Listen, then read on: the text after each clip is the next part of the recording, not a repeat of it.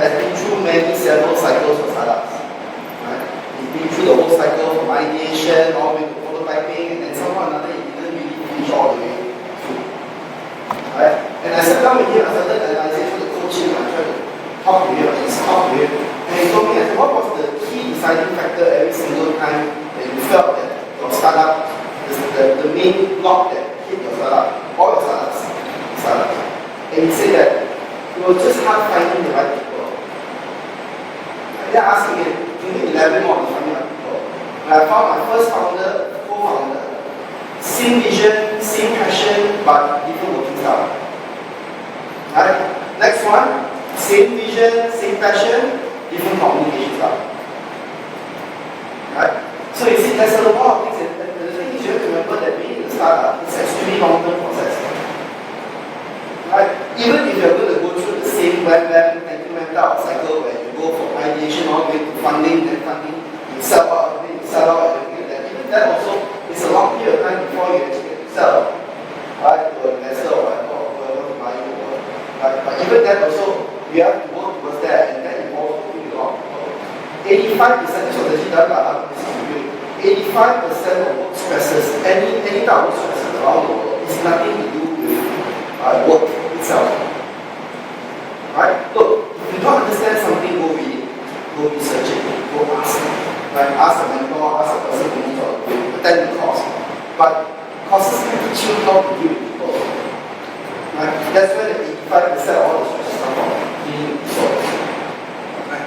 And for all that you can say about startups and everything, right? Where we start talking about design thinking, ideation, prototyping, pilots, all the way to teaching, right? And even look at teaching, you meet different types of investors, right?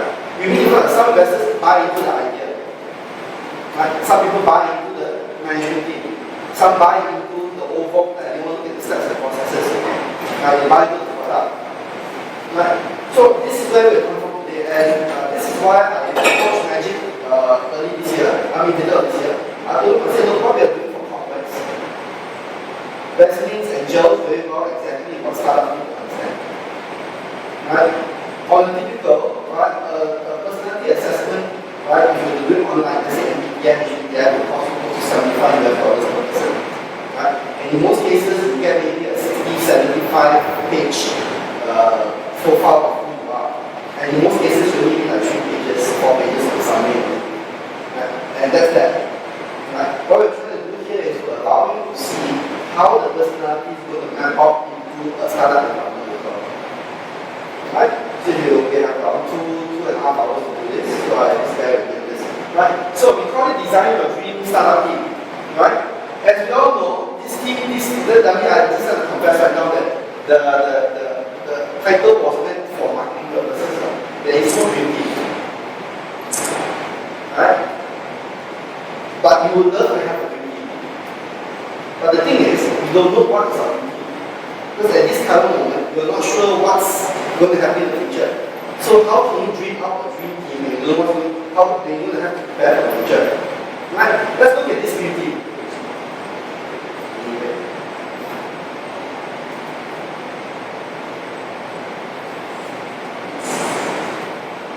This one. Team, right? Skywalker, Han Solo, Chewbacca, right? C-3PO, R2-D2, right? That's a team. Right? Are they very different from each other? One's rash, doesn't take rules, right? One's very conservative, follows the rules, right? One's completely clueless. Right? So you see, there are lots of teams as well. How about this team? You have the strategists, yeah? You have the rebel, right? Right? You have the tactician. Right? And for the 80s fans, this would probably be another, right? Now, they always came out at the end of the series, right? You have the dream team, you have the maniac, the brain, right? The guy with many faces, right? The muscle, right? So every team, right, has, right, everybody has to do, right? So why do startups need to understand their collective personalities? One, you don't have time, right?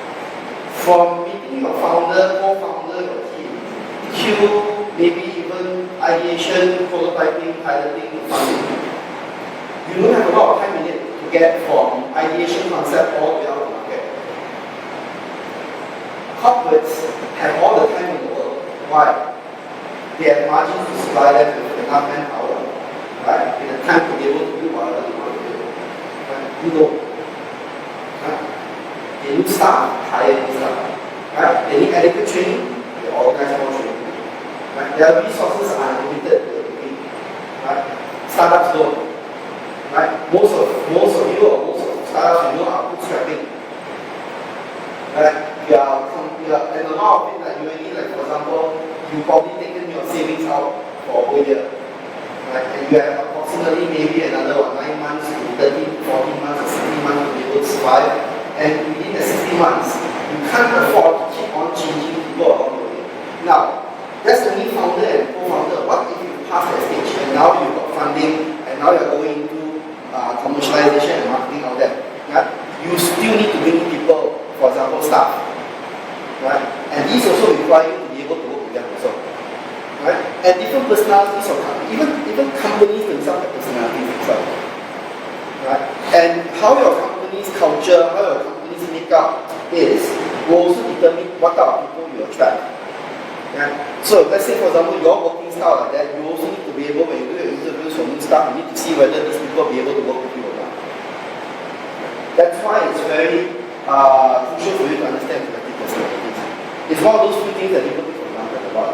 Because we think that, oh yeah, I know myself and everything like that. Okay? Now, right, this is Steve Kovac wrote this article called 9 reasons why most startups fail. So entrepreneur.com, I think you've probably seen this before. The team does not have what it takes. Some founders just can't get along. Others fall apart when the initial strategy fails, as it often does. Still others are out to make a about and uncommitted to open day and night over the long haul. Any VC will tell you a big part of what the investment is the management team itself. Right? And I'm sure that some of you have been to a lot of these funding pitching events organized by MaGIC. You all know that some. I'm interesting that I found out myself. I mean, my company's been around for 7 years already. Right? But the thing is that for me to work with startups for the first time is actually quite interesting. So, like I found out that investors don't fund single-owned companies. Because what happens if you die? What happens if you investment? They don't invest in couples. What happens if you divorce? What happens? It's going to be conflict of interest and everything. So it's quite interesting for me to understand this whole process and how do I tailor all this into for startups. Where previously we did this for corporates. Right? So, let's turn off the silence of the mobile phones, open your mind, ask questions. We are not going to say that you can't see your phone, just go out, that's not a problem. Right? So if you try to keep this as energetic, you will actually get your personality assessment today. Right? We're going to do a simple personality assessment, right? And we're going to see how overall it fits into the bigger picture about this. So that's when we ask you to open mind. I know some people are very adverse to getting yourself psychologically poked at the wheel, right? So that's what we do. Right? Now, you know, in most common cases where you attend these kind of talks, normally the trainer introduces himself, right? Now, I'm going to do something a bit different this morning, right? And everything we do has an intent and purpose in it. You're going to introduce me. And somebody look at me like, how about? Right? I just mentioned you and everything like that. So, what's going to happen is, I'm going to flash a couple of clip arts on the screen. And as the clip arts come up, right, I want you off the top of your head, just throw out whatever you think would best describe me. And I'll tell you why we actually did this exercise in the first place. Right? Everyone cool with that? Go. Let's start. Travel, okay, what else? Like suitcases. I like suitcases. Try to do what? What else? Internet. Oh, yeah. Someone told me, Lawman. Easy. What else? Easy. Oh, okay. Easy. Alright. Anything else?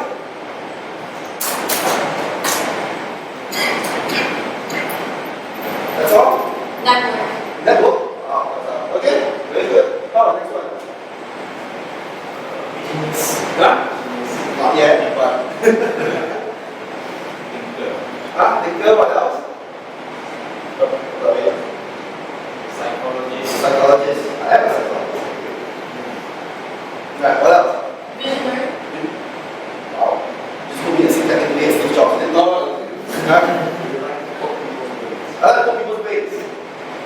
one more calls me out for parties and dinners and more. Okay, that's all else.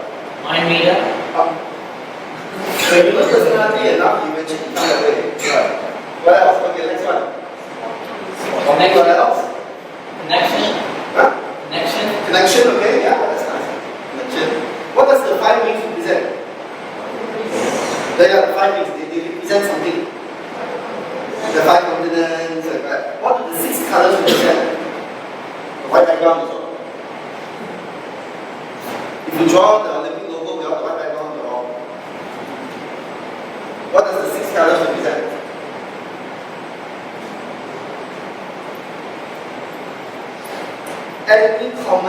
Every national flag's common color, you can find these colors, right? It represents every common color you can find in any national flag around the world. Right? Is our Malaysian flag colors in here? Right? Is the Singapore national flag colors for it? Right?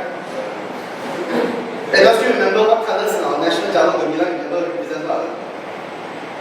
You remember? Yeah. She remembers. Red represents?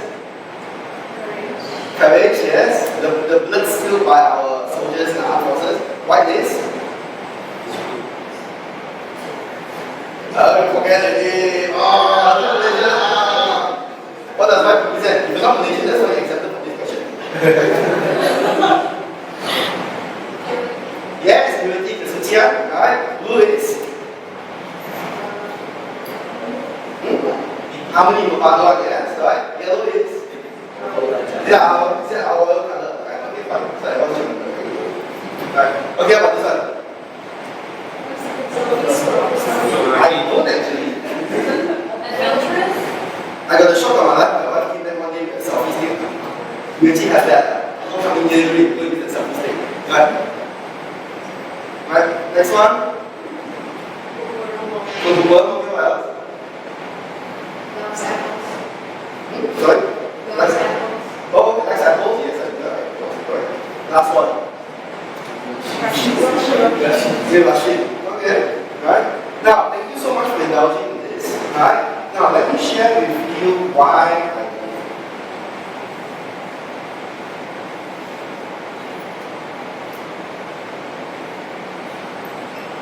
it. I'm sure you've been through this in kindergarten before, right? Okay? So, triangle is like triangle, square, circle. Right? We just did this exercise in a nutshell. When I was 16 years old, I had a multi-hearing accident. Right? I just disappeared for a while. Right? Yes. Right? And what happened was, I fell off a mountain and I actually had amnesia while I was in the hospital. Right? Because amnesia, right? Hilang ingatan. Sakit. Okay? So what happened was very interesting that you don't lose your memory. What happens is this.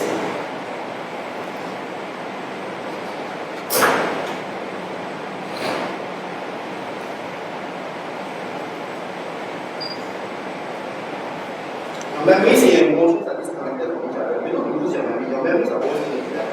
Right? So when my mom walked into the hospital for the first time, right, I couldn't remember who she was. I can't remember what role she plays in my life. She's mother. Right? But I started crying. Why? Because the emotional part of my brain remembers her, but this one doesn't. So over the next few weeks, what the doctor tried to do was reconnect all this again. How? By doing exactly what you did just now. Right? Using mental imagery, using a lot of reinforcement, right? Mental reinforcement, bringing my favorite book, my favorite food, my friends, talking to me, making sure that, oh, you remember this and you did this before, you let's show all the photos, right? If you ask me whether my memory has come out 100%, not much lah. 16 years old, so not much lah. Right? Now, everything in our brain is all about connection. It's all saying about connection. Right?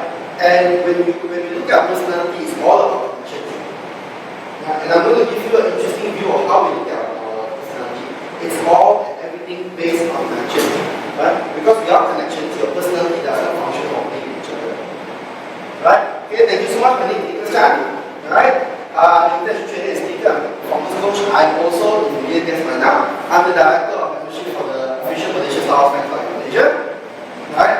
And also the people of the hot club, which means that if you ask me any question about Star Wars, I can answer. Anyone see how many last time for the trailer? You did? I have it, right? 88 seconds of it. Right? We did better than Jim K. We actually booked the internet last night. She changed the one for the internet, he booked it first. Right. Okay, I did a lot of US testing, right? I mentioned behaviors. In short, my training is in management psychology, right? I'm expert in psychological personality types, which means that I understand people's personalities, right? So I also design, I also certify all the personality assessment tools they are in, and we also design our own also, right? I have my own company called Yellowshorts Consulting, my own radio station that I founded with a couple of friends. I'm not really involved in that right now already. Inspired.fm, I was UCSL Learning, I was a senior lecturer at Hermann. I was the IT director for a Singapore company, and I was a long time ago water polo for the country. Right? Okay, okay, Yellowshorts Consulting is a learning and development house. We emphasize a lot on personality and everything. We've done a lot of training, we'll get this later on. Right? And some of our clients that we work with over the past 7 years. This is small partial list. Hosting, Hotel, GPL, Continental, Petronas, Malaysia Airlines, even down to steaming a busybody, right? HP, OCBC, NASA, right? A couple of things. Some of our value partners that we work with a lot, which do CAD, Science College, and Maldives, and also specialized. Right, specialized right now is open a brand new branch. Right? So we do a lot of work with them. We have a lot of events with them. They also sponsor a lot of our events. And also we do something quite interesting with them called coffee team building. Interesting, right? So we pride ourselves with coming out with really funky stuff for training, like for example, team building using the law of rings. So if let's say there's 5 or 6 people in your group, everyone in your group plays one role in the fellowship of ring. So one person plays Legolas, another plays Frodo, Sam, Gimli, Gandalf, Aragorn, Boromir, right? So there are different challenges for everyone who goes to certain stations. So if you reach the station where there's archery, so who's have to do it? It's the Legolas, right? But the thing is, he doesn't do it by himself. He'll be blindfolded and the rest of the team have to teach him how to do it. Right? You know that who carries folder in there, right? Sam has to carry folder, right? With Armani, right? So God help the team who actually selected a big person for photo, and Sam has to carry photo up the group. So it's kind of interesting, we try to do this stuff all the time. Right? Before we go on, right? So I decided to do this, right? As you all know today is your time. Right? Our corporate companies benefit from what we do. Right? 2-day, 3-day events, we go into consulting with companies. What we do with companies is, for example, if let's say there's a high turnover in the company, we go and find out why. Is there a mismatch in terms of their HR sourcing? Right? In terms of their any realignment in terms of their staffing. That's what we do. We go in there, we do personality assessment. If we need to, we actually design specific assessments just for them to actually go through it. That is very specific to their company. And most probably will sign it off to them and then charge them for it, or either they will take ownership of it. So that's what we do. Right? So before we go on, right? Let's do a small little test for you guys. Right? I want you to choose a shape, any shape, just one shape. Okay? Can we choose a shape yet? Cool? Right? So, can I have the short hands who chose the square? Square, 1, 2. Okay, people who chose the square. You are blunt, direct, no nonsense, bossy, and boring. Right? Anyone chose the triangle? Oh, a lot also. Right? You are analytical, skeptical, critical, wet blanket. Where's the wet blanket? Right? Hey, you saw the guy on your car. Nice man. Hey, you saw what she did today? That's the blanket. Yeah, okay, I'm clear.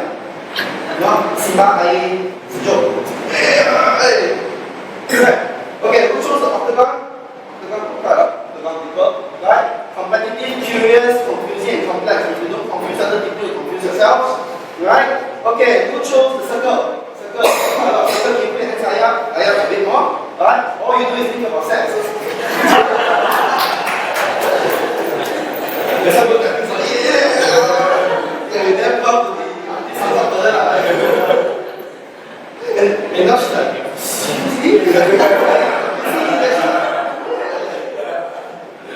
Now, okay, truth be told, there is no such assessment that will tell your personality basic traits. It's a little game that you're taking. Some people say, actually, there's something I want to tell you, but you know what, sometimes it's hard and it's very hard to tell these kind of things, especially when you're so close to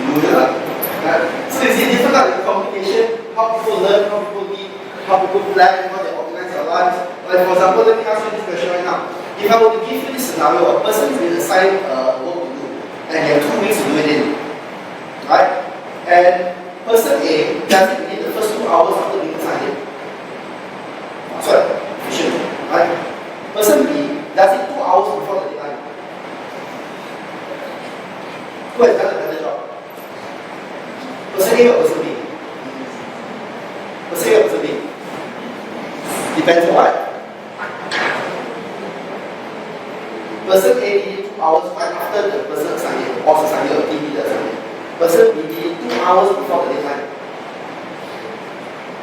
Started doing 2 hours before the deadline. Who is more productive? Or who you say is a better worker, like more stable worker or whatever? None. Right? As long as they finish the job exactly to the specification, who are you to judge whether a person does it early or late? Some people are energized by last minute work. Some people need to get things done off early. So this is how we manage our lives, how we manage our work schedule. Right? In personality, there is no right or wrong, yes or no, black or white. It's only intensity. Right? For example, the concept of introvert and extrovert. Right? What's an extrovert? A person who likes to go out there and very, very talkative and everything. What's an introvert? A person keeps to themselves. Right? The classical personality description would be people who get energy from within. Right? Whereas extroverts get energy from outside. The more people they need, the more energized they get. Right? People are introverts. Put them in an environment where they do a lot of networking. What happens? They die very fast, right? Why? Because it's not naturally what they want to do. Right? So, but again, are we only introvert or extrovert? Or are we both? We are both. Right? An extrovert, as much as he needs to go out there and party and meet people also, he needs his downtime. He needs his alone time. As much as the introvert needs time alone, they also need to go out there and meet people also. They still need the human interaction also. So their version of extroversion is very different. They will only mix around with people they are probably very close with. Right? They trust. Right? So you see, in personality, we always have the wrong assumption that it's like a off and on switch. You either have it or don't have it. In terms of it, we have every facet of personality.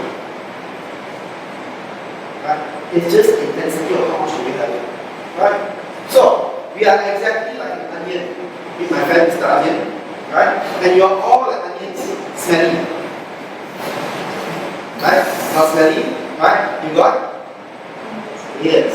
Right? Remember the movie Shrek? Right? He said that ogres are like onions. Because ogres smell not because they got layers. Right? Our personality have layers. Now remember I asked you a question just now. Are you still the same person today as compared with 10 years ago? Right? You are, because you know why. Over the years, you build layers to allow you to do whatever you have to do throughout your life. Right? The first layer is called contextual self, or what we call circumstantial self, or I like to call it our masks. Right? Anyone you married? Anyone who's married? You're married, right? What happens when you meet your mother-in-law? You put up a mask, right?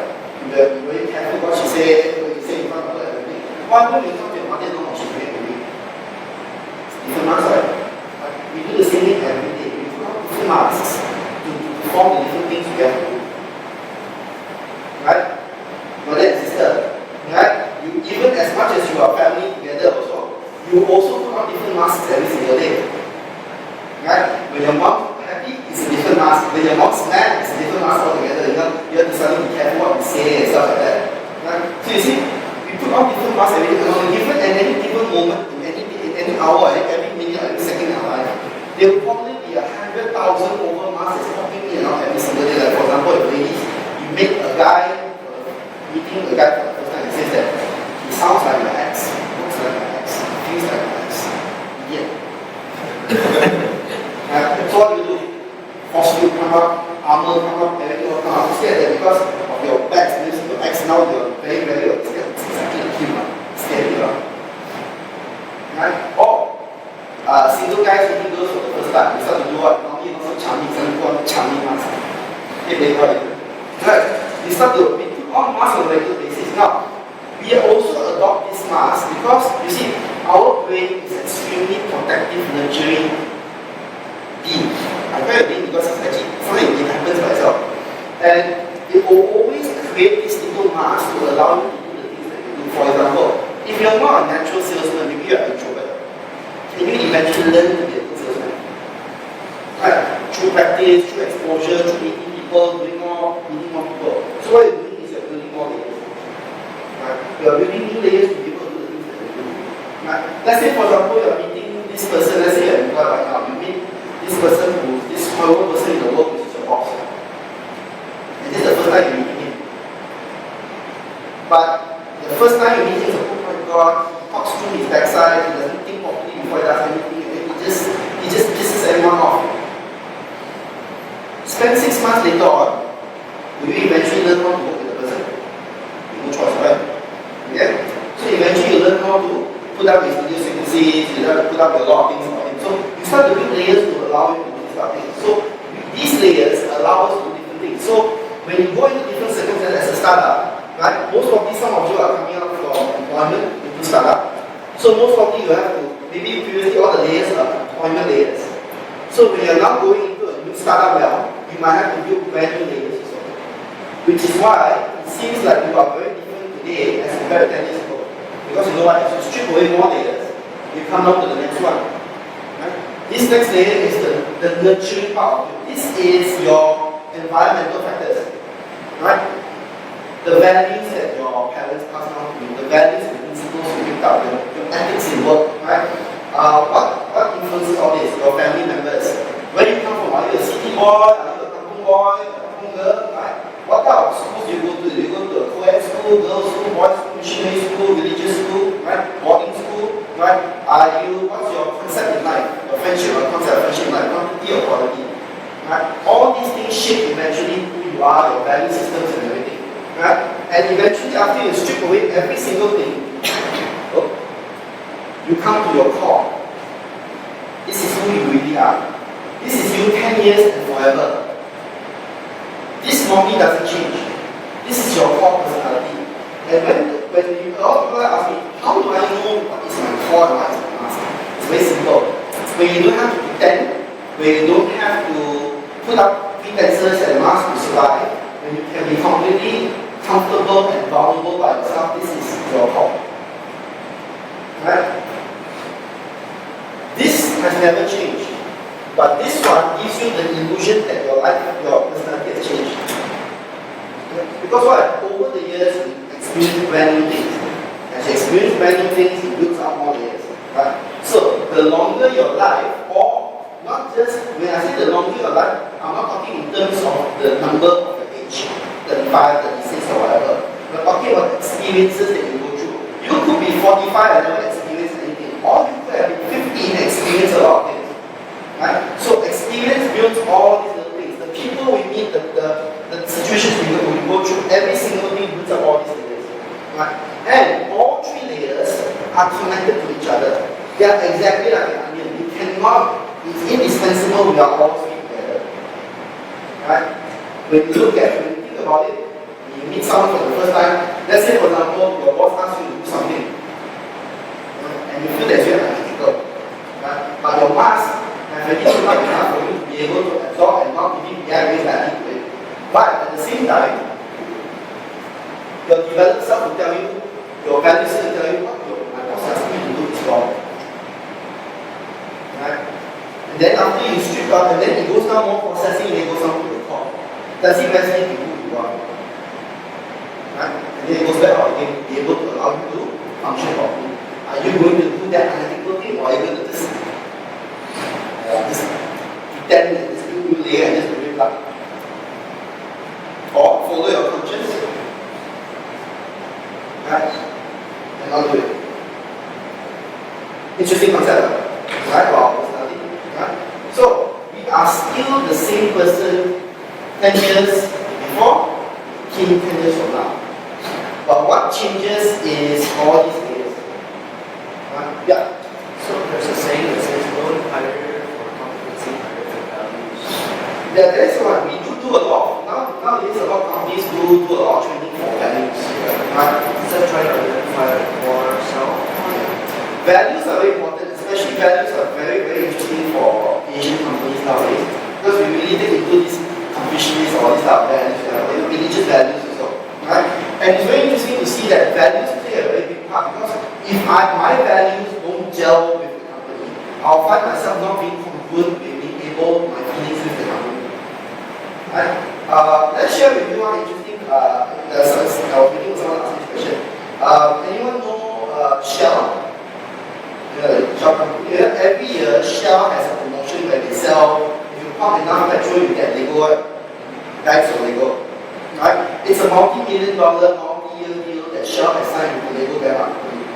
Right? Shock and surprise was last month, Lego decided to end this multi-million dollar, multi-year contract. Right? They're not set to lose a lot of money from it, but they still cancelled it. It was very shocking. It was done within a matter of 2 weeks. Right? What happened? A month before, the NGO Greenpeace, the environmental NGO Greenpeace, came up with a video called "Everything is Not Awesome." Right? Where they highlighted how Shell is going up against family values and destroying the environment so that families and kids will not be able to enjoy the environment anymore. Right? And because of the pressure from that video, a week or two later, Lego decided to terminate the contract. And so they even publish on their, I think if you go on the Lego right now, Lego Denmark, you can just see the press release, the press release there. It didn't mention the word values a lot. Right? It says that we decided to discontinue our relationship with Shell, with Shell, for the simple reasons because we feel that whatever they are doing right now does not gel or does not match the values that we have as a wholesome family, right? Right? It's a multi-million dollar deal, right? So next year, for anyone who actually has those Lego sets, let's go on with collector's item.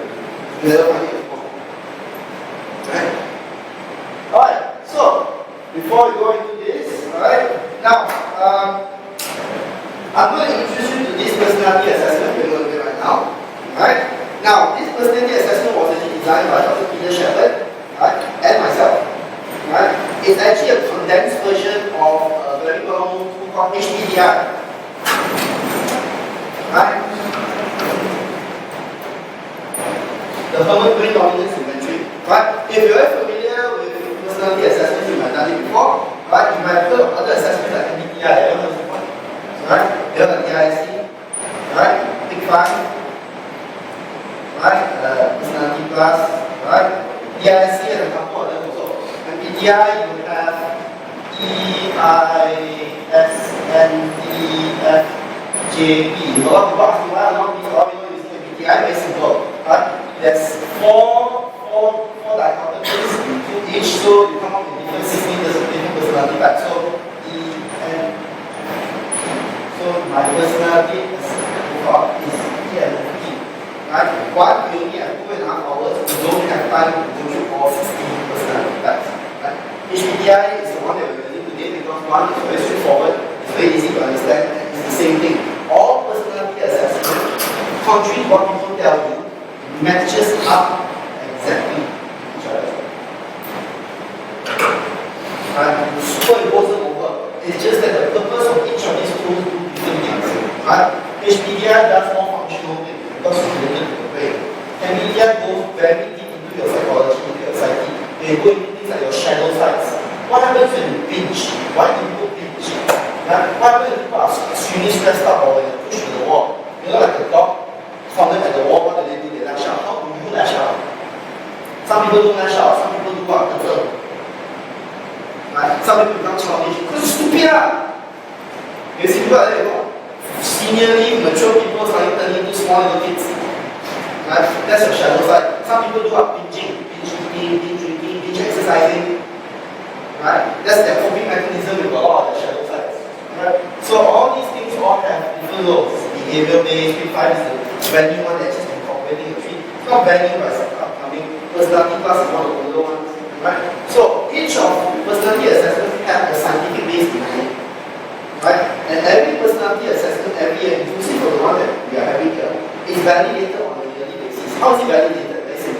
say for example MBTI, what they do is, as practitioners, when we get certified, we are actually required to submit all the profiles of the people that we profile under PDPA, right? And what they're going to do is to study all these profiles every 5 years to see whether it's still relevant, whether the questions are still relevant or not, whether the terms are still relevant or not. So for example now, if you were to use MBTI today in 2014 as opposed to, let's say, 1994, you see the assessment is very different. The questions they ask and everything like that. And you see it's more centric to today's role in terms of jobs and companies and everything. As you can see now also, MBTI and HBDI is slowly tailoring their assessments for Gen Y, millennials, Gen Z and everything like that. So they're using terms and they're using, rather than asking long lengthy questions, they give people scenarios to think about. True or false, would you do this, yes or no, and things like that. Last time would be, I give you a series of stickers, please choose the one that matches you the most. Right? Now, this assessment I'm going to pass it out right now. Right?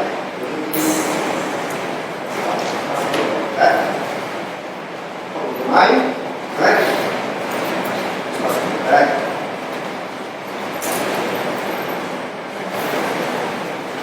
And if anyone wants, anyone didn't bring any writing equipment, I have MaGIC pens over here, folks. Right? If you want to grab some here.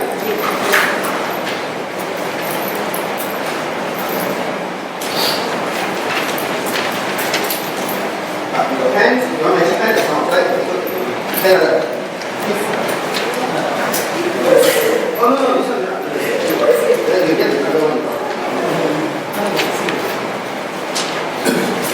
Okay, thank you. Stress.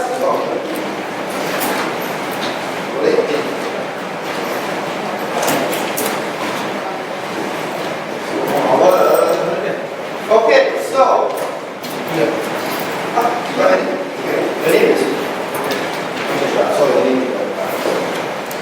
what are the last few people who are starting? Yes. Yeah, startup right now or Next startup. in startup mode? Yeah. Okay, this is a quick one. How many here are already undergoing or going through a startup process and you're actually going through it right now? Okay, so who's contemplating going into it? Right? Who's gone through it and might go, I don't know, go back? Technically, Yellowshorts is not a startup anymore. Alright, so, that's it. Alright, please don't do anything yet. For those people who already started something, I need more personality about it. Okay? No worries. Right? So, this is Yapti. Right? Very simple. Right? I want you to first put your full name, date of birth, today's date, batch, MaGIC 2. This is the second time you've done this with MaGIC. Right?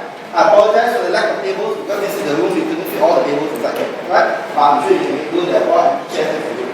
Right? Ladies, I know that this is taboo subject, right? I know you don't like to, you're not supposed to review a lady's age, right? But it's between you and me. Okay? Right? It's your personality assessment. This is it, your goals as a table. Right? So, if you don't understand any of the terms, don't ask the person next to you because he didn't create it. I did. Ask me. Okay? You just tell out the number, right? And I'll tell you exactly what it means. Right? Okay? Now, after you're done, listen to this instruction carefully. Right? After you're done already, you're going to take all the scores here and you're going to total them up, add it all together. There's no shame in using a calculator, so don't worry. Right? Using mental arithmetic will take you longer. Right? You're not kids. Right? After you take this total score here, you're going to take this score and multiply by 2. Multiply, kali 2, 乘2, 乘1. Indian number again. Right? So, you take this number, divide it by 2. Multiply by 2, kali 2, 乘2, 乘1. Right? So, you take this big number and circle it and do it for the same. Clear? Cool. This should take you roughly take you around 10 to 15 minutes to do. Right? Please do it by yourself, don't consult people next to you. Take a look. You want to do it, everyone? Good. Shut up.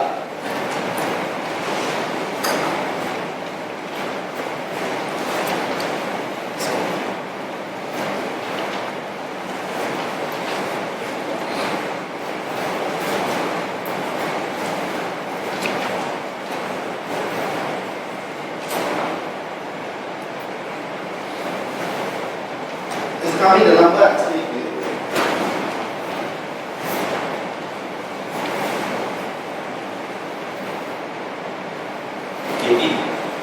18.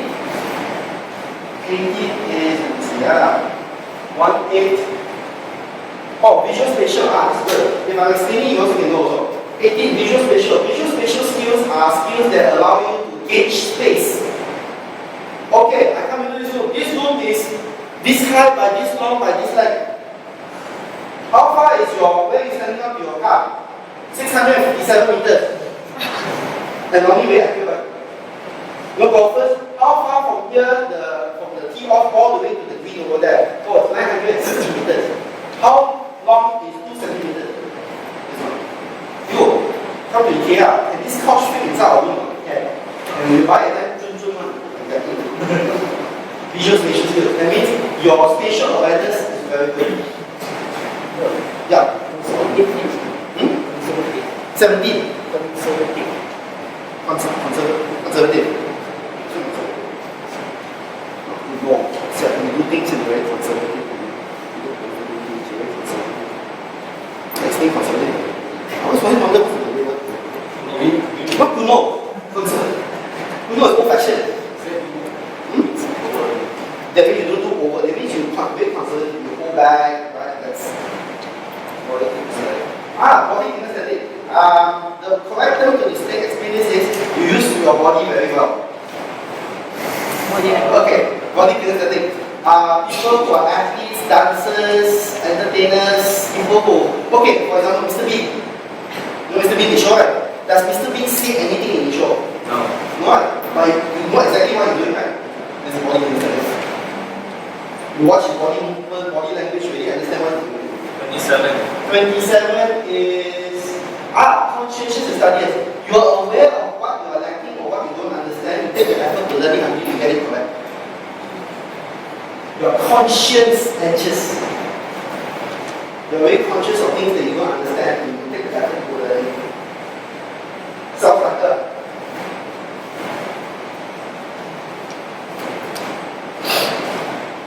How about 28?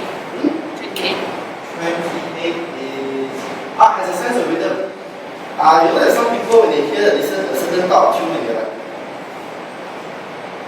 it means they have a sense of rhythm. They hear music, they know how to gauge the beat. But some people tone deaf and all.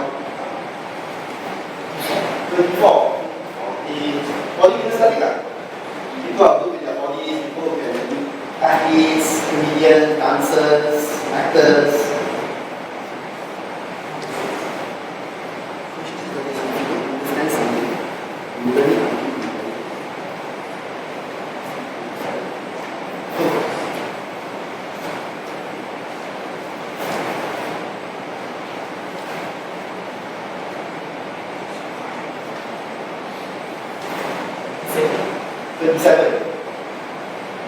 Conscious studies. You don't understand something. You take the effort to learn it.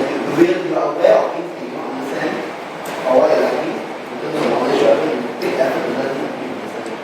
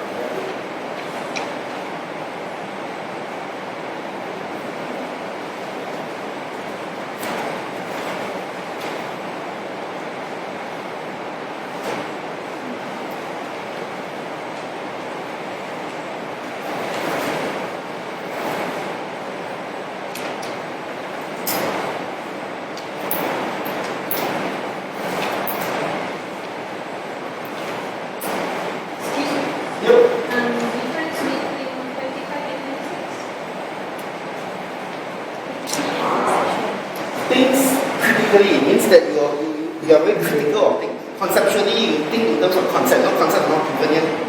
Alright, so you think in terms of concept. Critically means that you are critical of things. No concept is not proven yet, so that's called concept. So a lot of people are thinking in terms of concrete. Some people are more concrete thinkers, some people are more conceptual thinkers. How about 38?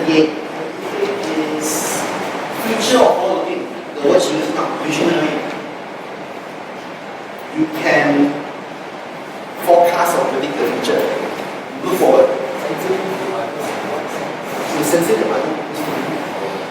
But there is already something like that. Sensitive is another one.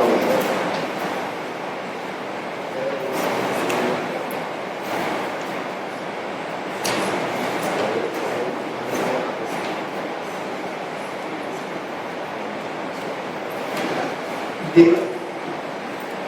It's what we call tools of the trade. They're always overlapping ones. Validation purposes. If you're wondering why certain descriptors are quite similar to each other, it's tools of the trade. We have to put in certain things that are actually related to each other for validation. How about 36? 36 is pleasing and agreeable. In short, you like to please and agree to everything that people say. In short, you don't know how to say, or you can't push it. 7. How to know?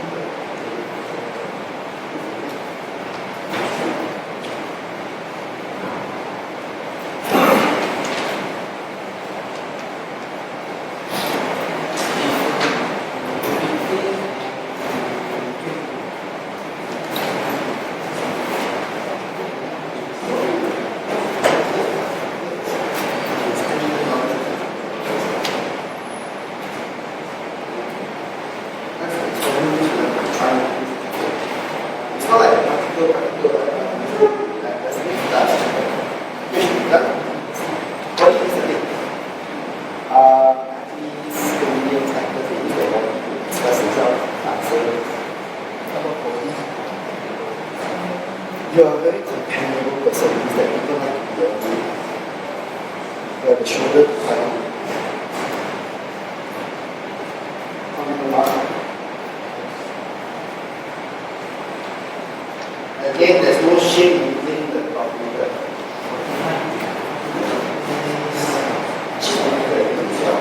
You are always motivated about getting action. Okay. Some people are motivated about later on, you go through the set, you use the big number, the multiply. Take note that you're going to be using the multiply number later on in the next step. The multiply number, not the original number, the number that you multiply. Big number. Okay, for people who've already done, right, you should be able to see this is the next step that you have. Right.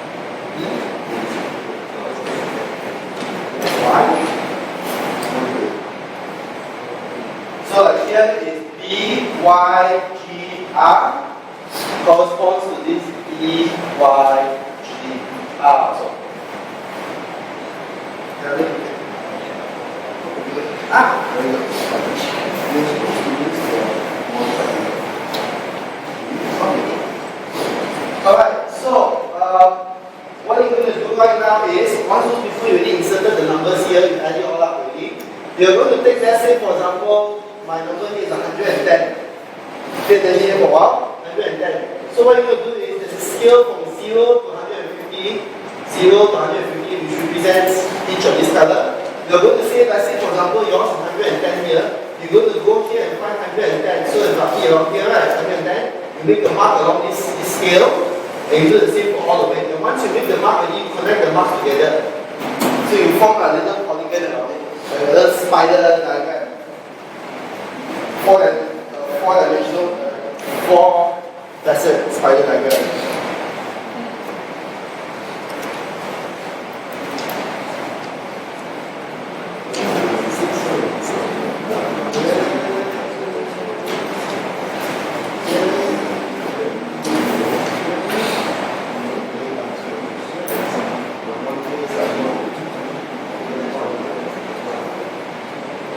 Anyone need a ruler?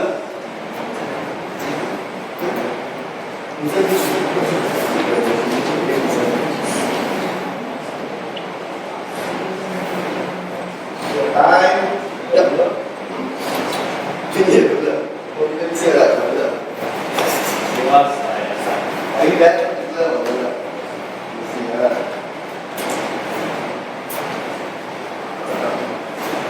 some ruler, just one other ruler.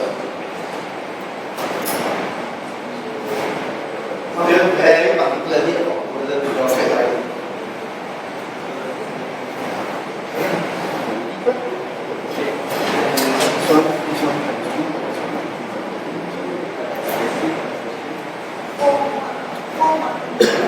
Yes, then you connect them together. Wow.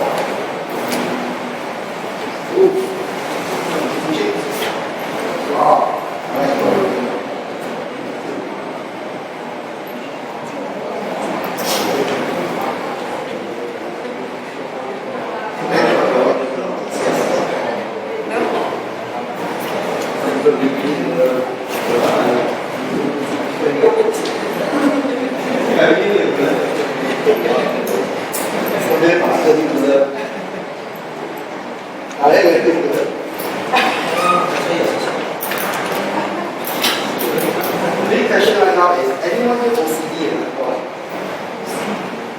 excessive compulsive disorder? You see later there's one personality they call this quite close to you. Yes, it's got all of it. This one. So, yes, correct. Cool.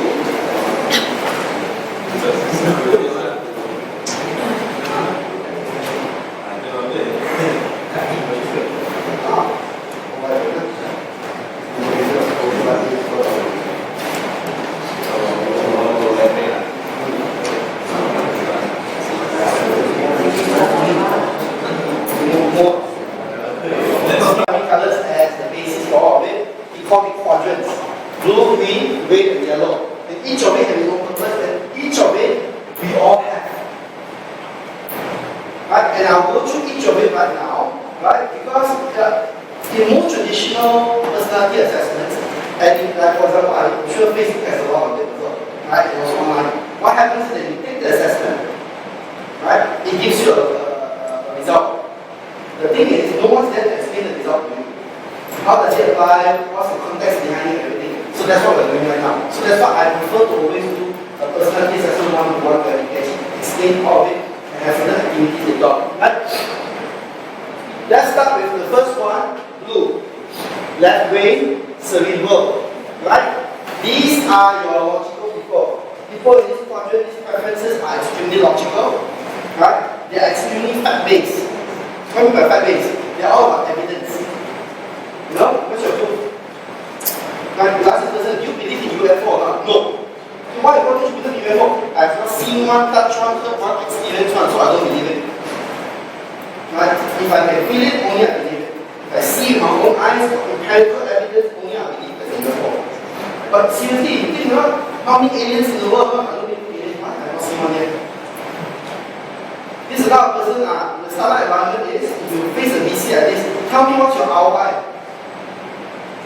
Right? Tell me what's the market survey you did? How many responses do you get to make sure that your market survey is more than accurate? This is how a person. This is Mr. Number Cruncher. This is the Google man. Right? This one is all about what? Very analytical, very quantitative. Right? Everything is about return on investment, everything is how much money you can derive out of it. Right? These are people who are extremely good with numbers, like mathematics, because language is an extremely structured thing, right? Very confident, very realistic, very logical, very analytical, very factual, very critical, very technical. They will analyze things for the sake of analyzing it. They will break things down to the sum of their parts and try to understand it.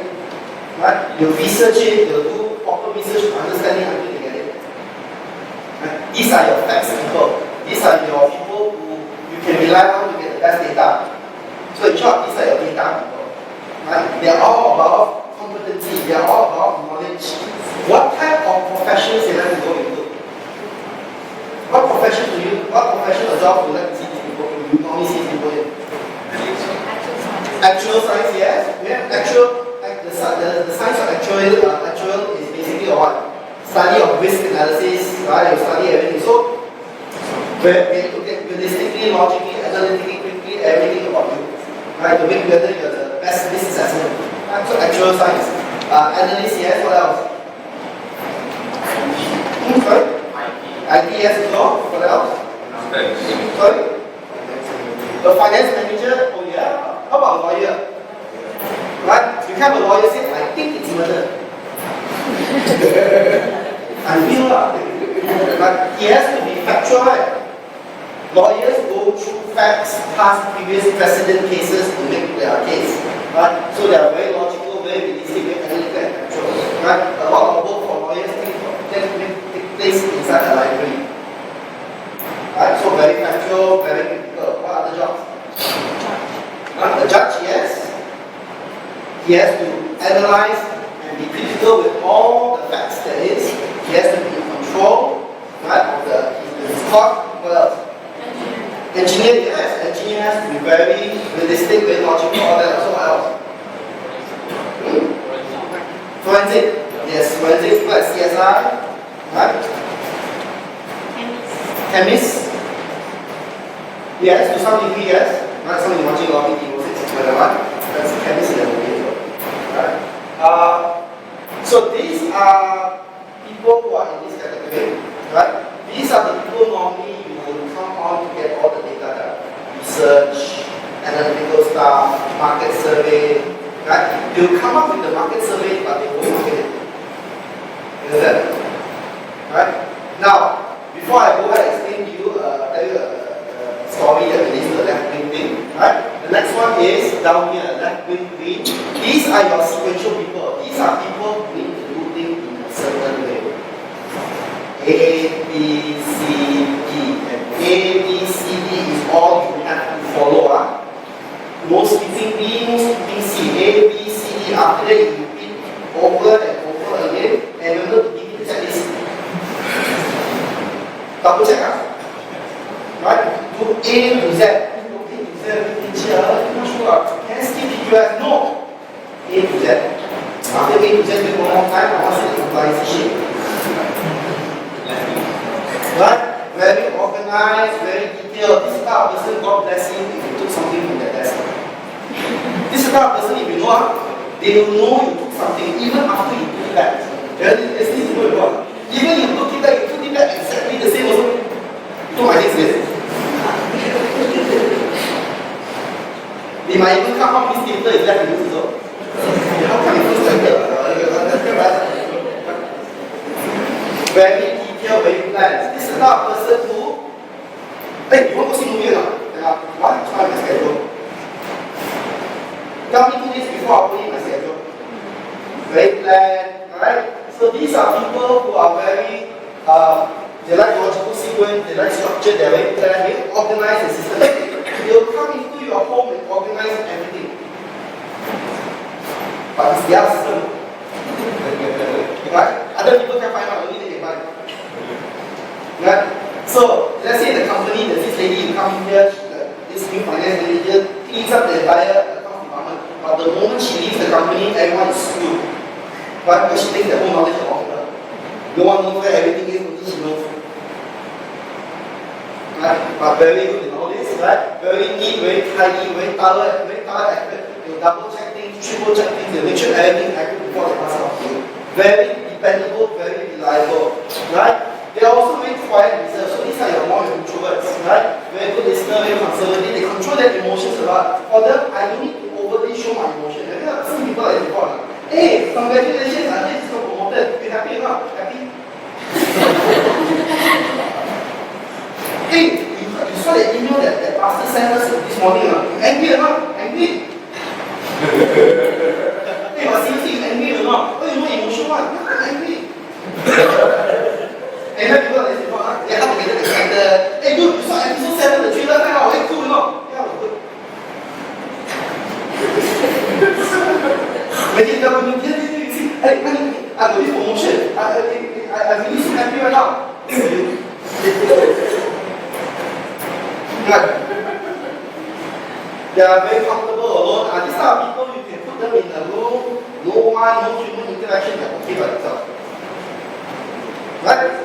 Now, how does this work? Very simple. Right? Let me share a story right now to show you the extreme side. Now, the examples I give are normally extremely extreme to show you how extreme the left and right are, right? Of the different 4 areas, 4 quadrants. Right? I married extremely left-brain wife.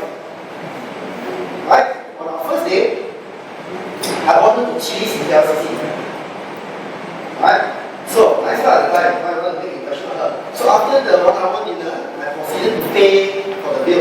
So, I asked, excuse me, check. Right? And I gave my credit card, and then 5 minutes later, the waiter came up to me and said, I'm so sorry, sir, but your card is declined. So, you know, it's really embarrassing enough already that the girl you're bringing up for the first time, right? And then you know, she said to me, you know money, what is it? You know, you're like, you know, you feel bad that you're trying to figure out and trying to get the right. Then you start to explain that, oh, it's not that I have no money, whatever, it's just that I really need to pay my bills, whatever. And she starts lecturing me about how I should pay my bills on time, or I'm paying more interest every month, right? Or if you pay interest every month, you're not going to pay all the bills, whatever, right? If you know money, you got money to pay also for the next 1 hour driving, she starts lecturing me about how I pay my bills. Right? On our 4th date, she requested to see my parents. Right? So, I called my parents, I also called her parents. Yeah. Honestly enough, that our parents actually got very along very well. Right? So, as I was driving back, I asked her, excuse me, I want to ask you, why do you want to see my parents? Was there a reason why you want to see my parents? Then she said, I got a logic. Like a whole bar, what's your logic? Good parents produce good son. What was she doing? She was analyzing my mom and dad. Whether my mom got any weird tendencies or my dad got any weird things around, whether my dad gentleman, if my dad gentleman means that the son gentleman are, right, things like that. I'm sure she's also observing how I treat my parents. Because whether I look at Chinese called household, I feel piety, whether I look at your parents, whether I treat my mother nice, I sort of whole time. I come from a free learning family, so that's not a problem for me, right? So, on our 7th date, she requested for my internet banking number, my password, my checkbook, and all my receipts to be given to her every month when we arrive. And she said, you'll no longer pay interest anymore, I'm doing banking for you. Right? What credit card are you using right now? I said, this one, I'm using it for a long time. How long have you been using this? Almost 9 years. Cancel it. Cancel it, why? Right? It's still a classic card. Why haven't they upgraded to platinum? That's true. 9 years already, they should be. This loyalty program, they should upgrade me already. Okay, cancel it. I'll bet you how much you call the hotline now and cancel it, upgrade you on the spot. Sure enough, the HSBC actually tried to upgrade it on the spot. Say, no, they don't deserve your loyalty. Let me go analyze what best credit card for you. So she went through every single credit card company, every bank, to find out what was the most optimal credit card for me. Right? So she studied my spending behavior, my everything. So she realized that I travel a lot, right? So which means that she got me a card that can earn more points based on foreign currency, access to the airport lounges, right? And all these little coupons for meals overseas and everything. So she studied every single one, collected the brochures, did a spreadsheet chart, everything, and found out this is the optimal one for me. Right? On the day before we made money from our wedding. A lot of money from our wedding. Then we, for the next 8 years, next 8 years anniversary, for the next 8 years, right, we were actually debt-free and financially independent. Right? Because she managed the entire wedding exactly. She studied people drinking habits.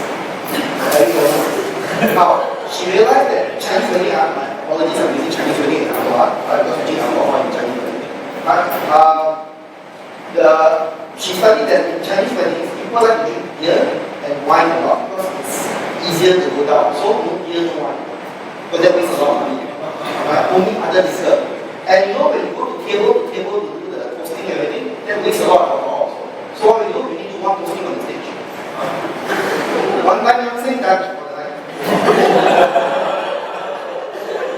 We only invited people to pay. Right? And we were sure of actually putting that, we only accept money. No gifts, please. Right? Just to give you a skill, normally weddings you invite your friends, colleagues, everything like quite a number of tables, right? 7 tables total. Hers and mine, 7 tables. Her colleagues, my childhood friends, her childhood friends, 7 tables. In comparative for Chinese wedding, that is super little already. Right? Normally 7 tables per side, 7 sides, right? 7 tables total for me and her. You know what? Not all these people can pay yet. Not many people pay yet. Right? So she only made sure I invited people and business networking people who giving about. Right? Now, if you know in Chinese wedding, each table costs roughly around 1,000 ringgit, now 1,000 ringgit, 1,000 ringgit. But if one person doesn't show up, you have to pay back $100 because the $100 cost of that. Right? So we made sure that we had perfect 100% attendance at that time, which is almost impossible for today for Chinese wedding. How? We have a backup list or a backup list of guest list. How did that happen? Very simple. If we find out one table and 2 people didn't come, we take out the backup list and call another 2 people. The thing is, we didn't invite these 2 people. No invitation was sent. Because hi, Alice, how are you? My wife, right? My wedding is next Saturday, right? I was just RSVPing in India, wedding to come or not. Huh? You didn't get my invitation? We didn't send invitation. You didn't send that? You know what? There's so many post-Malaysia. Some post-Malaysia post-Malaysia next week, can you confirm or not with your boyfriend? Can okay, thank you very much. So fill up this space. Right? We figured out that we didn't need to have 2 photographers because we only have 1 photographer and we really have a photographer and a videographer because we realized that everyone on the wedding always brings cameras. So what we did was anyone who brought cameras, copy all your files into the CD-ROM and give to us after the wedding. So normally you pay 1 photographer for a wedding, you need 500 pictures, right? We ended up with 6,000 pictures from like 10 over 15 or 10 to 15 different cameras. And the best thing was, the cameraman is only 1 cameraman, like they only cover 1 angle. We had angles from every part of the hall. Right? We save money on our wedding singer because he's the same singer for our church and also for the night club. So we pay 1 fee. Right? We had dancers, ballroom dancers, we had gymnasts who did dancing on the line. A lot of people saw the video, how can you spend nothing? Why? Right? They're all my students. That's a church. So all we did was bottom up for the right? I was a college lecturer. So what we did was, one of my students incidentally was part of a ballroom dancing troupe. So they do competitions and so you ask them, come on, do competitions. We do our performance. Right? One day before our wedding ceremony, I actually went to her desk to get something and I noticed a piece of paper. Right? A4 paper. And on the A4 paper, on top of the A4 paper was my name. And there was a line down the middle. On the left side says pro, and the other side says cons. Right? So on the left side, it's got all my pros, on the right side, all my cons. Pros are like, for example, very good with kids, handsome, whatever. Cons is like, talks too much, talks too loud, whatever. At the bottom there, one circle can marry. Right? So she analyzed me, she scrutinized me, she critically looked at my right? And the best one was she told me, you know what? I always like people who do like charity things, let's go for blood donation drive. Suddenly out to do like blood donation drive. Okay, let's go blood donation drive. There's a motive for it, why? I'm HIV positive. She won't tell me that she won't personally tell me, go take a blood test, find out that you're HIV positive. Go for blood test, they do that free test for you. HIV positive, blood type, everything, all that. One is free. Second, she mostly knows that whether I'm diseased or not. Interesting, right? Just to give you a scale of time that all this happened. I started dating her from November 2005. I married her in September 2006. Let's sink that into the dates right. I started dating her in November 2005. I got married to her in September 2006. Not 1 year. So we did from get to know each other, talk, plan, wedding, everything was scheduled. We actually appeared on BFM on the segment about how to save money for your wedding. So all the first few people who actually got interviewed on BFM before the wedding was there were several proposals. She married me. Huh? She don't believe, that's the thing, she don't believe, she actually checked on commodity prices and found out that gold, that silver was not a good one, that gold is better because got better resale value, not she wrong one, resale value, she can know right? But she doesn't believe in diamonds because she knows that diamonds have no value whatsoever. So he studied all that already, so he told me, just get me a gold ring. Just tell me.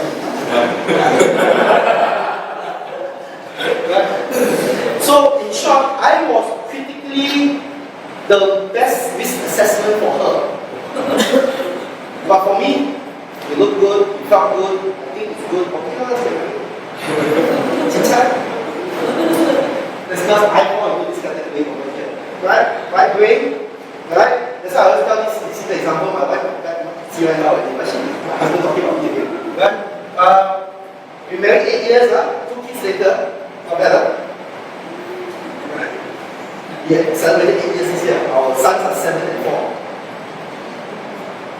Then sing that in again. We married 8 years, our son is 7 and 4. Okay?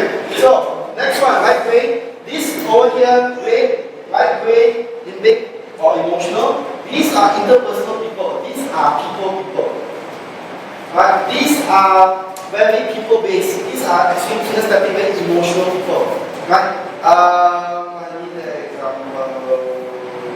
Fish. What's the most common thing that people do? Hey, come here. Right? When you meet someone for the first time, right? What's the first thing you do? You shake their hands, right? Okay? How are you? Yeah, okay, shake. Right? And when people like this who shake their hands before, I'm fish, how are you?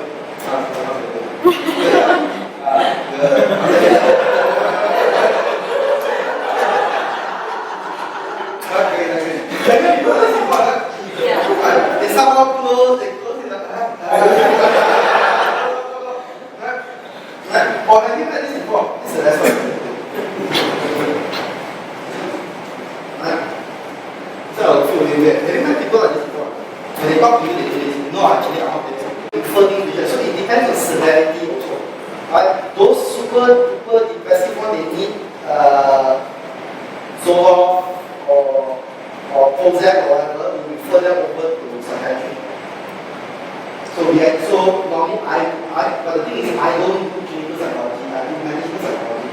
So we study people in organization. Right? So we do more emotional stuff. Right?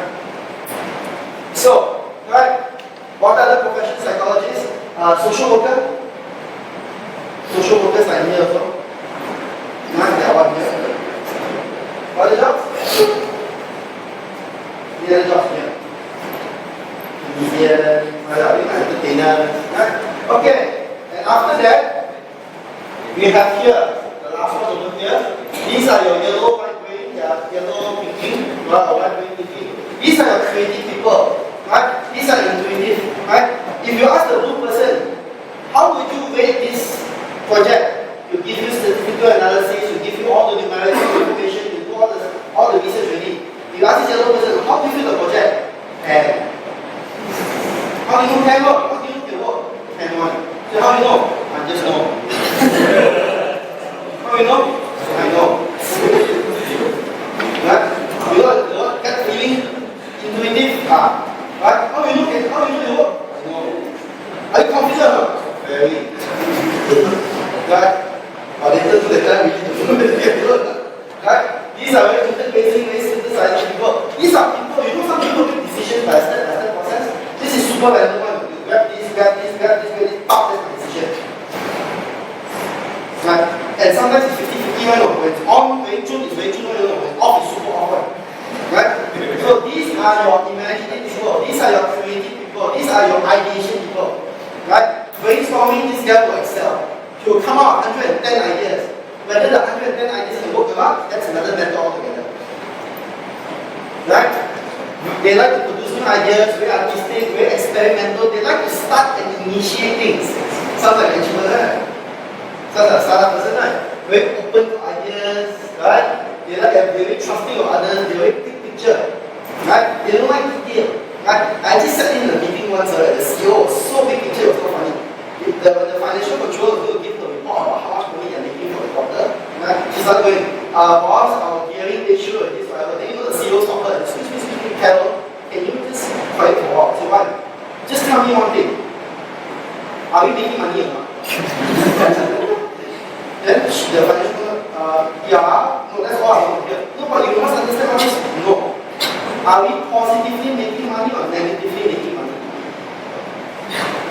But then the financial controller, what do you mean by positively making money and negatively making money? Oh, positively making money or making enough money that you don't have to worry about it. Negatively making money means that we are making money, break even, and we are still losing money every month.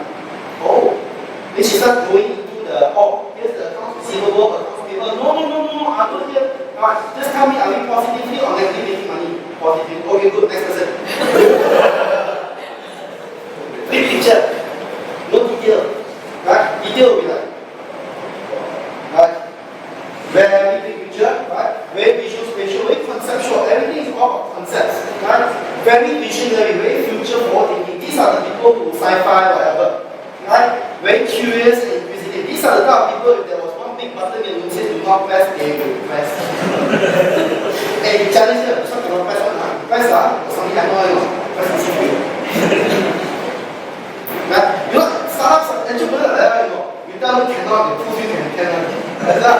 This is that person. Right? They are very variety-based, very positive, very adventurous and risk-taking. The blue person, if you ask the blue person, would you do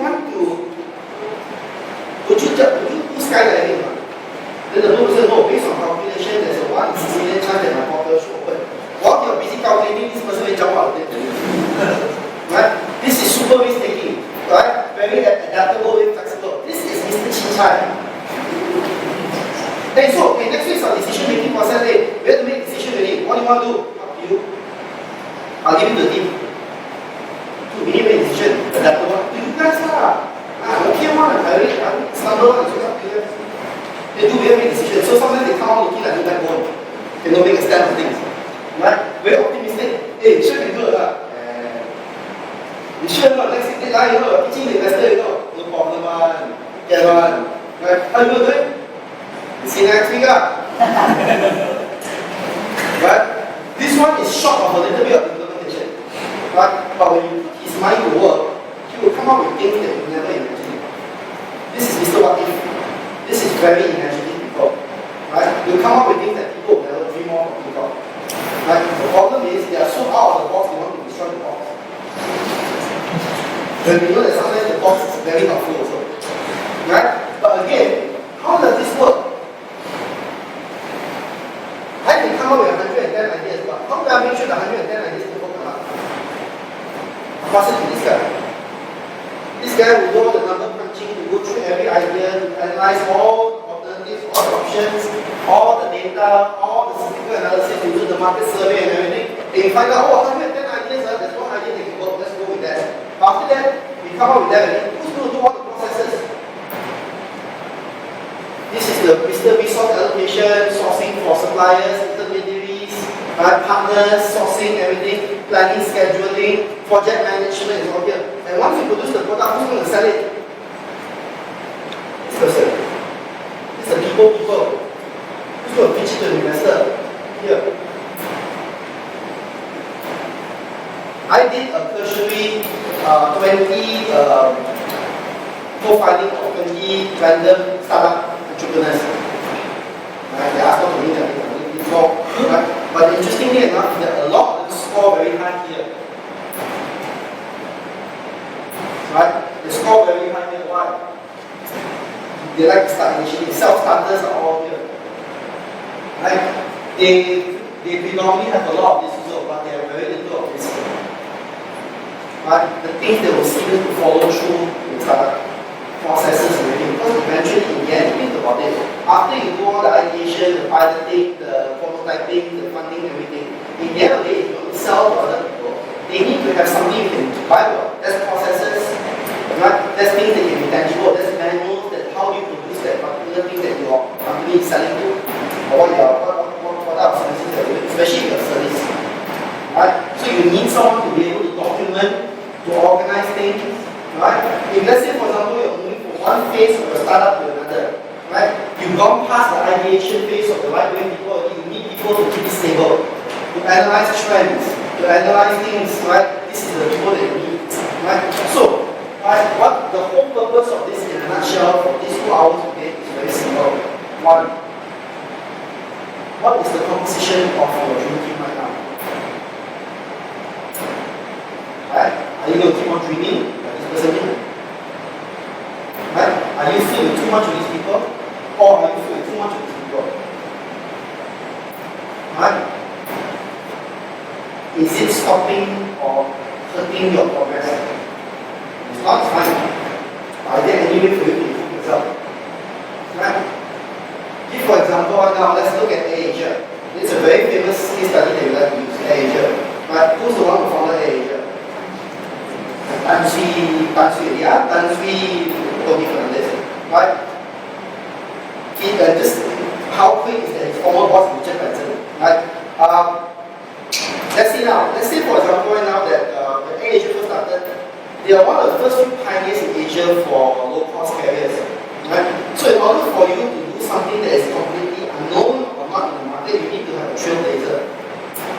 Right? You need someone who can think forward, visionary, who can see a lot of things. Who was that? Tony. Right? Story that I heard from AirAsia was that there was one time when there was a lack of planes for a particular route. Tony took a plane to Toulouse, where they manufactured Airbus planes, wrote a check, and when he came back the next day and told them, oh yeah, I bought a plane. But he didn't go through all the proper procedures and he just bypassed everything to bought it. His rationale was, I cannot. He needed it. Right? Then the other people behind him to sweep out all the processes they got. Right? But after a while, you can't have him in the company. Because why? Because the company eventually will stabilize.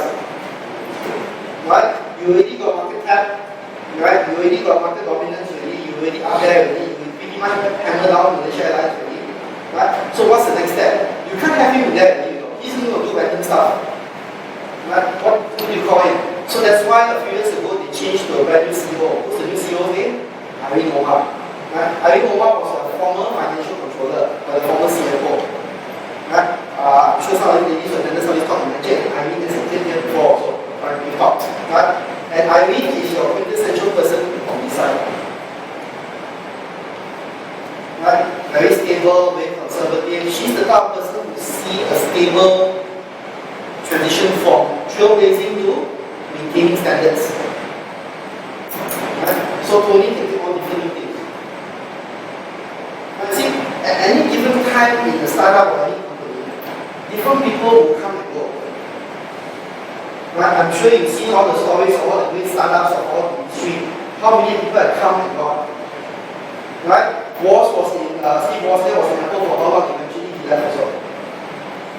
Right? Things come back and forth. Employees come, employees go. Right? But again, the founding team is still there. Is your founding team now strong enough to be able to take it to the next level? If you're not ideation, is it insufficient for ideation or not? If it is, yes, very good. But after ideation, what happens? It's normalization. Right? You start thinking about processes, you start thinking about finances, you start thinking about supply chain, you start thinking about logistics. This is not this guy's forte. Right? Logistics, everything is here. Or, what happens if your startup has none of these people here, but all filled with this?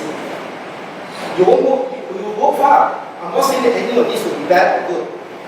I'm just saying that you will most probably be coming out with things that are pretty much safe. It won't be revolutionary, it won't be visionary, it will be something that everyone's been using for a long time, just being branded differently. Right? This one is willing to push the envelope. This one is only willing to push after you've done research. Right? Some of this push.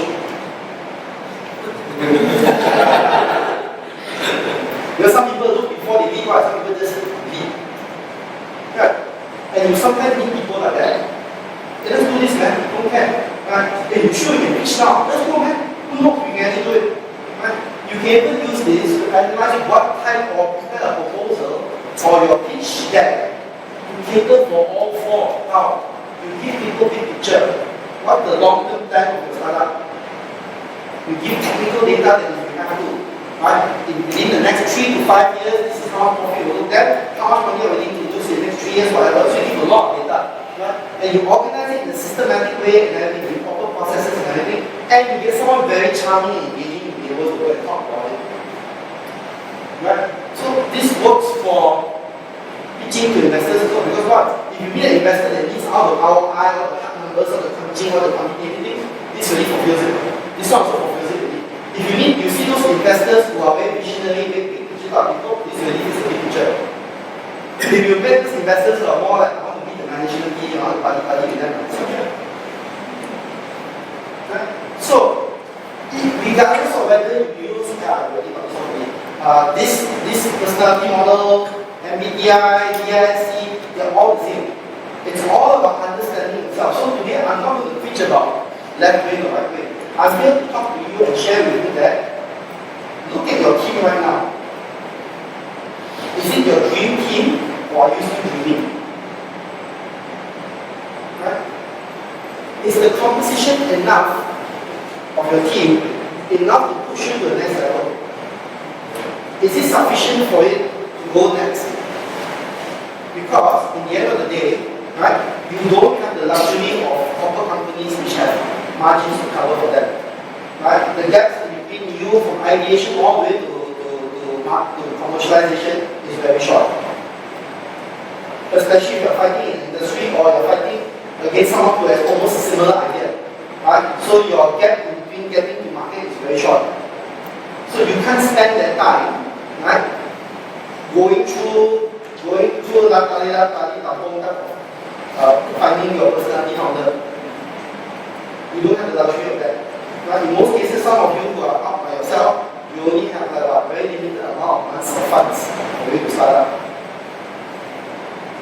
Right? So the whole idea behind understanding personality is you understand yourself first.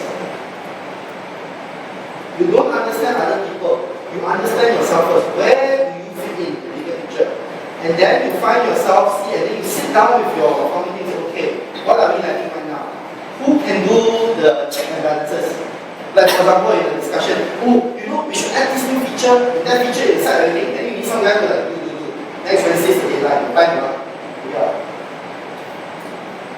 Right? Just like what my wife does for me. I was telling my kid, I got this plan, I want to do this position. You got time yet? Don't it hurts, you know. Now she talks about her every single time, but you know she's right. So you got to know, you're a good staff. Right? You want to do this project, you will kill yourself here. Sure. Right? Wow, I got this new thing I want to go into. You got enough resources to go into, right? You need 4 trainers already. So you need someone to bring you down to the work. Right? But sometimes also, the reverse also, you might need someone to push you further up. Right? So, like for example, a lot of companies, what we did one company before Wholebrain. They've always been stuck, it's a cement company involved, right? They've always been stuck in a way that they cannot go past their sales. So what we did was, when we went in with them, we started seeing that we see a lot of people who are here, very corporate people. Right? So they started hiring more people who actually generate, so they actually created a value division, right, called a new product and business development division. So all they had to do was sit down and ideate on brand new ideas to engage the market. Right? So they have people who are design thinking people, ideation people to be able to just do all this. They'll go out and meet people, they'll go out and engage the market and everything. They'll do a lot of weird things, they'll do process mapping, they'll do business process engineering, they'll do everything. They'll look at the bigger picture, how things, and they'll contact this guy and say, okay, how do you fit the bigger picture in it? Right? So interestingly enough, so you see, even companies now can use this from a stagnant status to pushing to the next level. Right? Anyone here got a kite personality, which means that your maximum is here and here, but very little on this two. It's called a kite. So it looks like a lion kite. Right? The kite only occurs in 2 to 3% of profiles that you see. It's Very rare. Can you imagine a person who's both green and yellow? Which means that someone who is not only very imaginative, very creative, very outside the box, very visionary, but he gets stuff done. Very detailed, very process oriented, very few like this. Right? How about the type on the other side? Someone who can be both objective and caring at the same time. It's very scary, you know. I see this before, you know. I tell you, based on the records that we did research the other day, you always late for work, but tell me what's wrong. It's something happening. But again, we have all this data to show that you've always been tardy and late and everything, but again, it's something happening to your wife or your kid. So it's like, but again, they can see both sides, they can be both. They can take themselves out of the equation to look at it from an objective point of view. They can also put themselves into the equation to allow themselves a first-hand view of it. Right? So interesting enough, so what are we doing with this? On your piece of paper right now, can you turn to the back? Let's try this exercise. I want you to sign your name. Just to illustrate my point, I want you to sign your name. Sign your name. Don't need a check in, just sign your name. Simple name, just initial, just sign your name. Which paper? This one or this one? Anyone. You should, if you want to do the color one, because the color will be back. Right? Sign your name. Sign your name. How do you feel like this now? Was it comfortable or not? Was it natural? What? You didn't sign it? Was it really natural?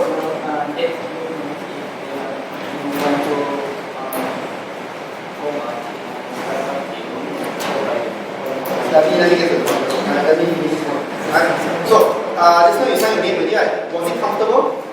Was it very natural? Right? Now, next step, switch to the other hand and sign your name again. Switch to the other hand and sign your name again. Switch to the other hand now.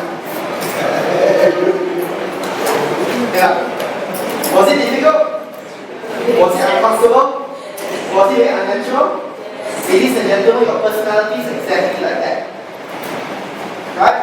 You know when you sign your first hand, your preferred hand, it's very natural, it flows very well, you don't have to think about it, it's there, you can just do it, like first giving it effort to do it. That's something that I don't believe in test and tell. What is test and tell? Test and tell is you do the assessment, the profile say like that. Right? But I personally feel that it's insulting that two pieces of paper can describe your whole life. Right? In the end of the day, the profile can tell you one result, but in the end of the day, you have to go back to analyze and see where the gap that you have to do. Right? Like I said before, if you go online, pay $75 to get your media done, you get 67 page profile, you won't meet all 75 profiles on everything. You won't give it the first one, I guarantee you that, because everything is so lengthy. Right? But here, at least today, within 2 hours, you now understand the bigger picture of your personality. Right? That you are the same person 10 years ago and 10 years in the future. It's just how you develop yourself to build more layers. Right? Because in the end of the day, right, how big the onion is, although this one is depending on your environment, the next one is wholly entirely up to you. You don't understand ideation, go learn. You don't know design thinking, go learn. Right? MaGIC has tons of, Startup Academy has tons of new exciting new programs coming up. I just talked to Vivian and Ajay today about things, we were thinking about things like finance and non-finance. Right? You want to do processes for your startup. Because why? You need processes later on when you're going to sell to other people. Right? So these are things that startups usually do. It's not just personality. So what are the gaps you have to do? Right? So hopefully this is the start of the learning process and the start that you, I think some of you will hear for the launch of the Startup Academy. Right? MaGIC Startup Academy. You heard from people like Shen from Valley, Cheryl, right? All that. So those are people who most probably will tell you about culture, building a wonderful startup, a successful startup and everything. So what's the next step after all those hopes and dreams? You have to hunker down and start thinking about what's all the official thing. Because in the end of the day, you want those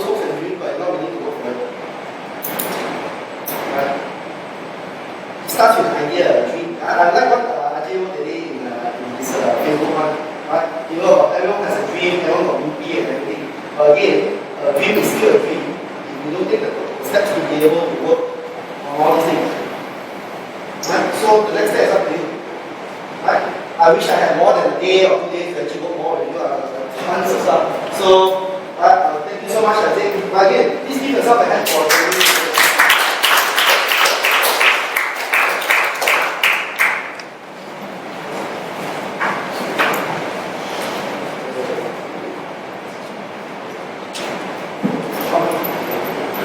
Anything to mind that my voice is not as obvious.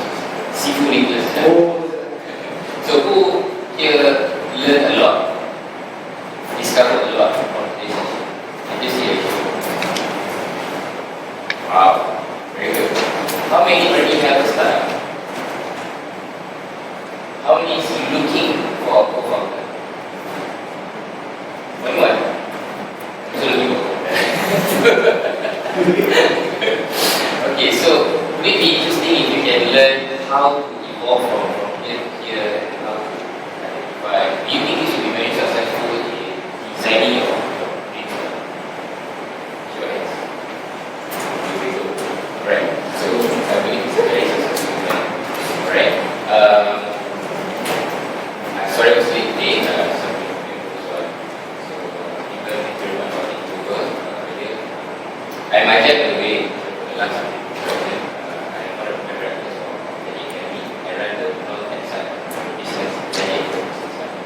So yeah, as Peter mentioned, we are planning for more approach next year.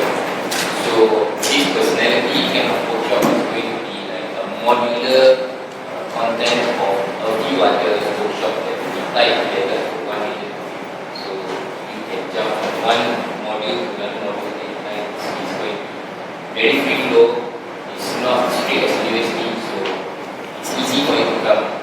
Even though you're already working it out.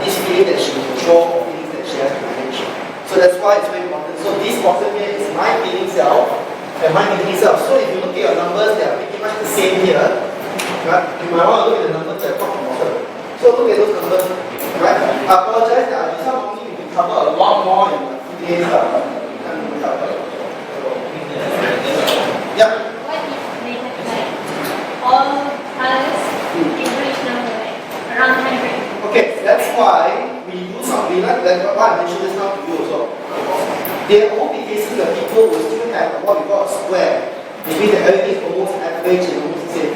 So what we encourage you to do is now that you are aware, see the magic thing about personality assessment is whether you did it correctly or not correctly, you are now more aware of yourself and you. Right? How many here felt that your personality, the assessment that you result you got just now will be 60 or 40%, 40 to 70% quite accurate? Almost there, right? Okay? So if it's good, if it's along there, what's the next step is you start to do what we call cat MaGIC. Right? Dimension from go back, look at your startup, look at the people, look at yourself, look at what are the things that you need to bring in to make that startup to the next phase. Or to even get started for those people who are just thinking about getting started. You have a brilliant idea about what's the next step. I need some guy who can do the finance part of it. I need some guy who can do the technology side of it. I need a coder, I need a tech guy, or do I need an ideation guy, or do I need a finance person to make sure that things in check. Right? Do I need a supply chain or logistics person?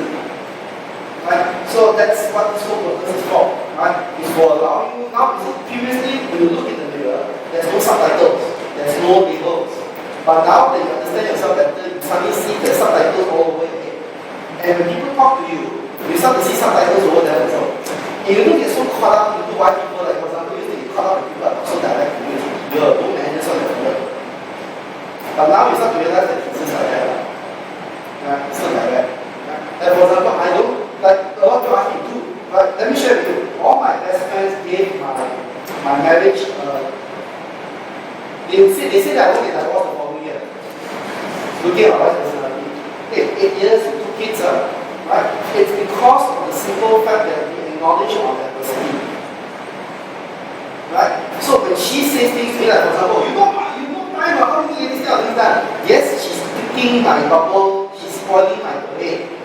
But she's right. Because she sees things differently from I do. I look at it from an ideation, big picture point of view. She looks at it from a very practical point of view. Right? Are you able to do it or not? You're not able to do it because what? You're only one person, you only got a few traders under you, you can't undertake this stuff. Next year we got a project with the NS already.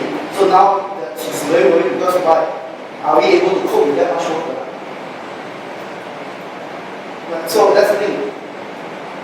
The beauty of it was 8 years was her being able to appreciate that diversity. So in the startup, it's also the same example. You superimpose the story of what you're doing, what it's not over in your startup. It's the same thing. It's appreciating diversity. Yes, you will get along and you won't also get along also. But there will be instances where you need to compromise in between. You start to say that, okay, fine, I understand you like it this way, but I also like it this way. Can we come to a middle ground? Some people are more big picture, some people are very detailed. Right? But again, who knows? The investor is talking to wants to look at both of it. So both of you are right. Yeah, but it's true. So today's workshop, I think it's more self-discovery. If I say the startup, what color are we actually in? So my question is, after identifying ourselves what color, can we look at other people and see colors? Yeah, that's what I meant. You start to see, you don't see colors in them, you see blue, right? You start to see diversity because there's no one person that's all blue. Can you imagine an all blue person? Can you imagine an all yellow person?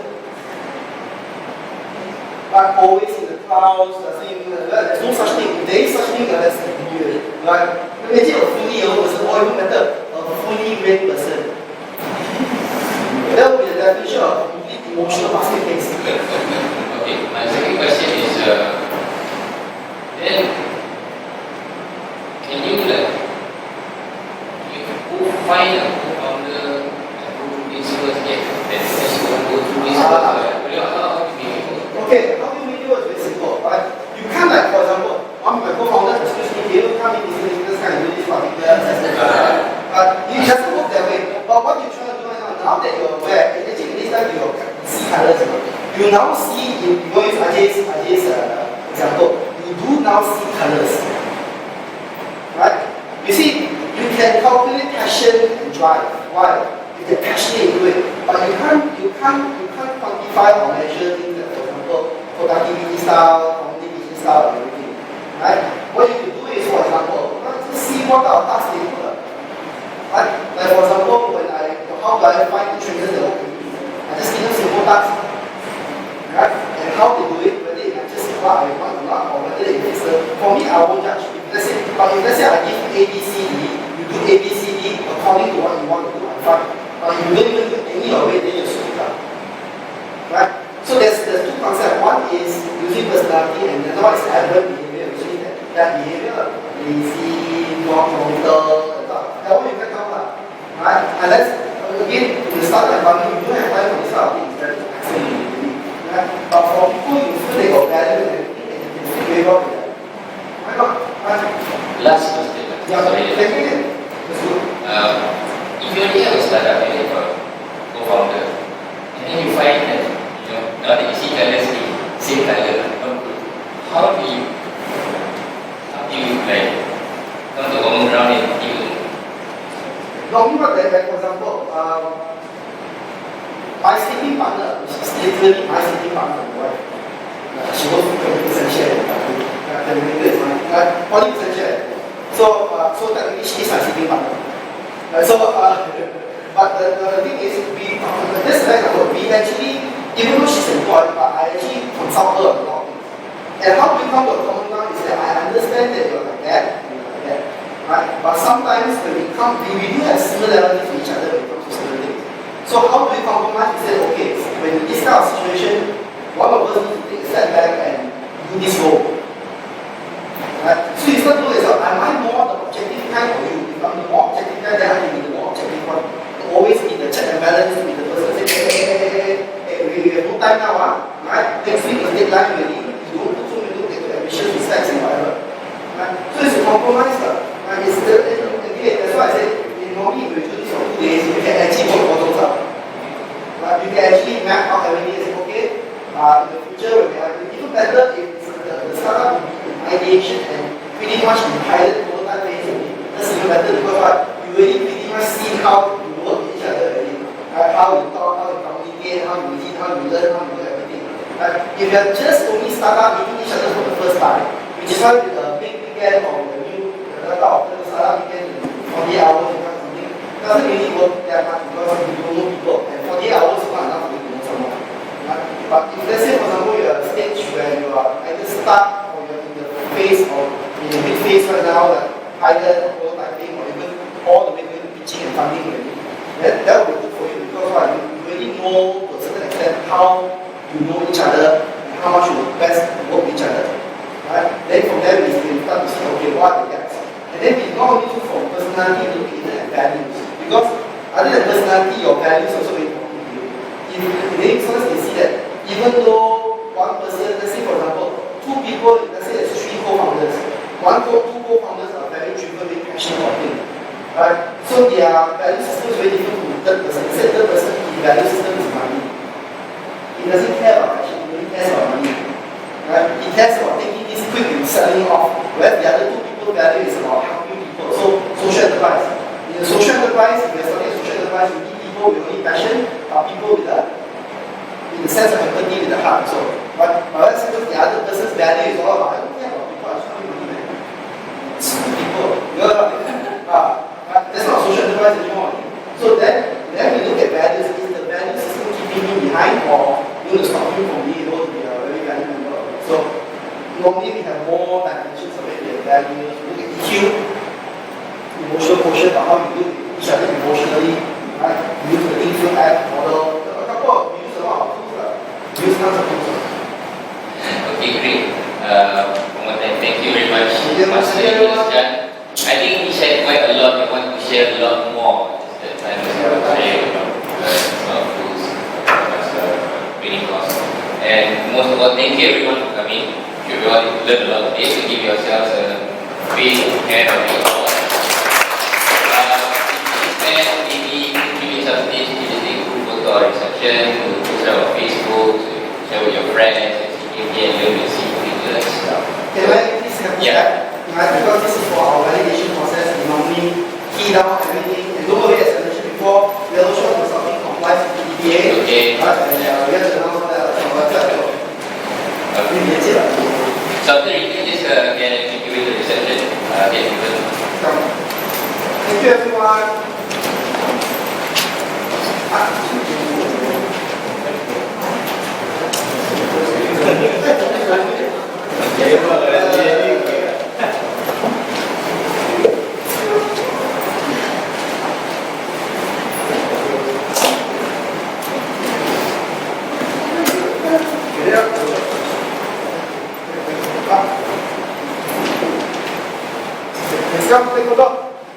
memang